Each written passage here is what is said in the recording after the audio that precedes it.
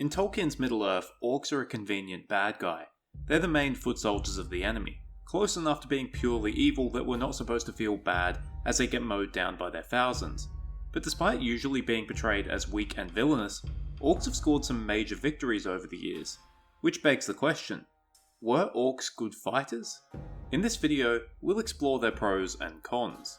Unfortunately, or perhaps fortunately, otherwise I wouldn't be able to make this video, there isn't a simple yes or no answer to this question. After all, what determines a good fighter? What variables do you consider when making this judgment? In the end, it's all rather subjective, which is why we have to look at the objective facts when it comes to orcs, and sort of come to a conclusion through them. Perhaps the most glaring fact when it comes to orcs is that they almost always outnumber their enemy, and despite often heavily outnumbering their enemies, they still often lose. We also see that in many encounters, dozens of orcs will often fall to individual warriors. For example, at the Battle of the Hornburg or Helm's Deep, Gimli and Legolas managed to kill 42 and 41 orcs respectively. While Legolas and Gimli are both exceptional warriors, it doesn't reflect that well on your average individual orc.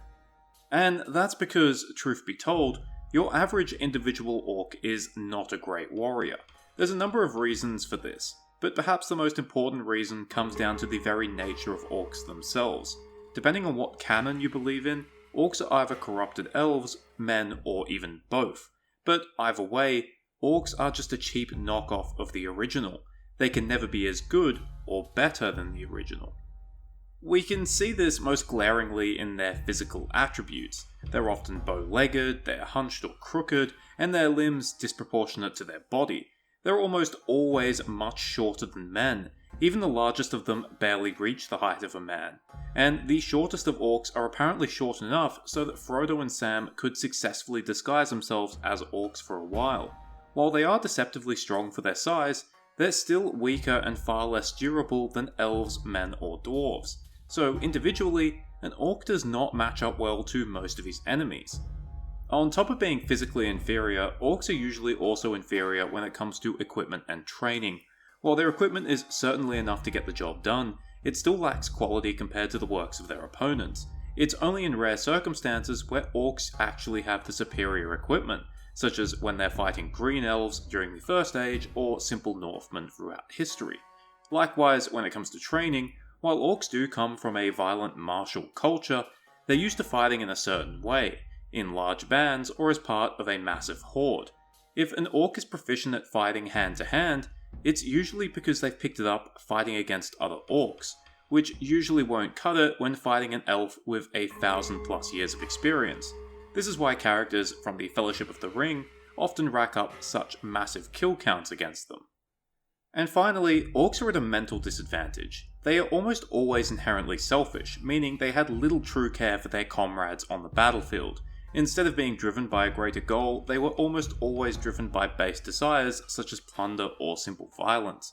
A perfect example of this is what occurs at Cirith Ungol when Frodo and Sam are there. Gorbag's faction of Morgul orcs tries to fight Shagrat's faction of Mordor orcs over possession of Frodo's Mithril cloak. On top of this, many orcs were naturally cowardly and were quick to flee if a battle was turning against them, or sometimes merely at the sight of a certain warrior or weapon. If the leader of a band of orcs was to fall in battle, you could safely assume that, much of the time, his companions would quickly flee afterwards. I want to quickly bring up Uruks as well. They're commonly portrayed in media as almost being super soldiers of sorts, but while taller, stronger, smarter, and more durable than normal orcs, they were still inferior to men. That being said, they had other advantages over other orcs too. At least in the case of Saruman's Uruks, they were far better equipped, they were usually more disciplined and loyal, and of course, they could deal with the sunlight far better than any other orcs. Okay, so I've really stuck the boot in here. Orcs are physically inferior, their gear and training is often inferior, and their mental disposition is almost always inferior. But that's not to say that individual orcs didn't have their strengths. For one, orcs could be incredibly cunning. They were aware that they were often not a match for their opponents, so they would employ tactics such as stealth or playing dead to catch their enemies by surprise. Eomer, as mighty as he was almost undone by the playing dead trick and was only saved by Gimli. Individual orcs can also be incredibly ferocious, and definitely aren't afraid to fight dirty, if you could call it that.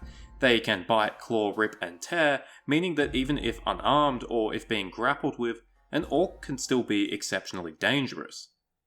But talking about orcs as individual warriors is only answering half the question, because the reality is, orcs were not designed to be exceptional individual warriors. They were designed to be exceptional cannon fodder. They were designed to be expendable, and in the right circumstances, this expendability is what made orcs so dangerous. I say the right circumstances because the effectiveness of orcs was highly dependent on a single factor: leadership. I've spoken about this across other videos, and it's a reoccurring theme in Middle-earth's history. Without leaders, orcs are weak and ineffective, they squabble amongst themselves, at least more than usual, and end up dwindling away in their mountain caves. But when orcs are united under a strong leader, they become a terrifying force, capable of launching devastating wars of aggression with frightening efficiency. This leader could be as powerful as a Dark Lord, but could also simply be a local chieftain. When the Fellowship slay an orc chieftain in Moria, his underlings pursue them to Lothlorien, wait for them to leave, and then end up pursuing them into Rohan too, where they would meet their end. Talk about dedication. And when under the grip of a Dark Lord, orcs, although they could still very much be mutinous and volatile, could also become highly disciplined, and this discipline could lead to orcs being a highly organised force on the battlefield. This is aided by the fact that orcs are cunning, and were actually decent engineers when creating weapons of war. Two great examples are Isengard's army at Helm's Deep and the Morgul host at Minas Tirith. There's no wasted energy. They get to work establishing a siege, which is made effective by their excellent use of siege weaponry, and they achieve many of their goals quickly despite heavy losses. Speaking of heavy losses, it's this willingness to take enormous casualties that helps make armies of orcs so dangerous. That's a willingness with air quotes, by the way. Orcs usually aren't fanatics, but when dominated by a stronger power, they have little choice in whether they charge headlong into certain death or not. It says a lot that they prefer to take part in suicidal attacks rather than face punishment from, say, a Nazgul or another high-ranking servant of their master. But the complete disregard of personal safety has its benefits. While orcs will almost always take enormous casualties, they will almost always outnumber their enemy by a significant margin, so in a battle of attrition, the orcs will win.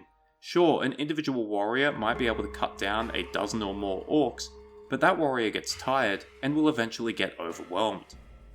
A great example of this is the Battle of Gladden Fields, where Isildur's Númenóreans were vastly superior to the orcs in every way, except when it came to numbers.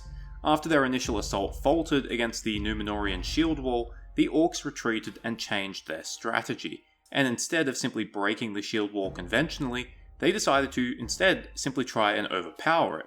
They did this by hurling themselves into the wall, and through the sheer weight of their number, whether dead or alive, they would cause a Númenórean soldier to fall, and then drag him out and slay him.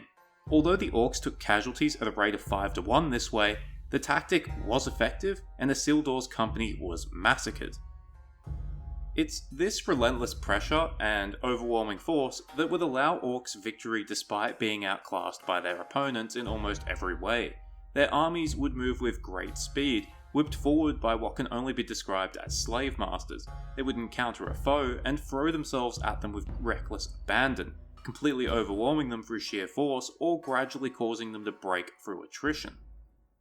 This gave them some advantages over men, elves, and dwarves, who had a particular weakness known as, well, caring about their own lives and the lives of their fellow warriors. These three races would rarely launch suicidal attacks, and would rarely fight to the death unless there was no true hope of any salvation. Contrary to that, orcs would constantly launch suicidal attacks, and unless they were able to flee, would almost always fight to the death. Orc prisoners were exceedingly rare. Of course, it would be disingenuous to claim that all victories that went to the forces of darkness were due to orcs alone. Orcs were just a useful cog in a much greater machine, a machine that contained trolls, wargs, men of darkness, and in earlier ages, both dragons and balrogs too. Orcs worked great as an anvil, a large force that could pin enemies down for a long time. This allowed trolls, dragons, and balrogs to work as the hammer, it allowed wargs and their riders to act as flankers and scouting forces, and it allowed men, who were usually of much better quality than the orcs, to be used as the versatile fighters that they often were. There's a couple of great examples of this combined arms approach. One is the Battle of Unnumbered Tears, where Morgoth baits the Union of Maedhros into attacking a large force of poorly equipped orcs. These orcs do their job as sacrificial lambs, and when the Union reaches Angband itself, fatigued and no longer in formation, Morgoth unleashes his shock troops, his trolls, dragons, balrogs, and other monsters. The orcs were simply there to be sacrificed, and they did that perfectly. Another example is the First Battle of the Fords of Isen. While Saruman's orcs pinned down Grimbold's forces on the western bank of the river, a smaller, more elite force is sent down the eastern side of the river. The vanguard of this force is Dunlending horsemen and orcish wolf riders, and they're supported by 2 battalions of heavily armed Uruks and a company of half-orcs armed with axes.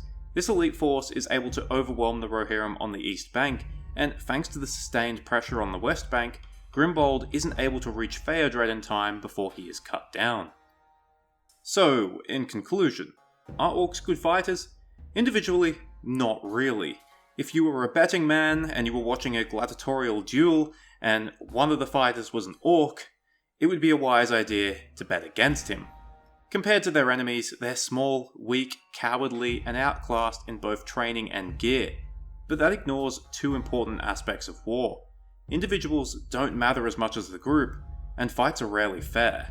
Orcs didn't need to be good individual fighters because their real strengths were in their numbers, and when controlled by a powerful will, their complete disregard for their own lives. While armies of orcs certainly had their downsides, they could also be ruthlessly effective and had advantages that neither elves, men, or dwarves could claim to have. They weren't elite troops, but as far as serving as the average foot soldier, they did their jobs well enough. Thank you for watching. I hope you enjoyed it or at least found it interesting. I genuinely can't think of anything else to say right now, so I'm just going to get to the apparently best part of my videos. Cheers, farewell, and remember, if you're bad at everything but enjoy mindlessly running at things and perhaps like inflicting pain on yourself, you might just be an orc.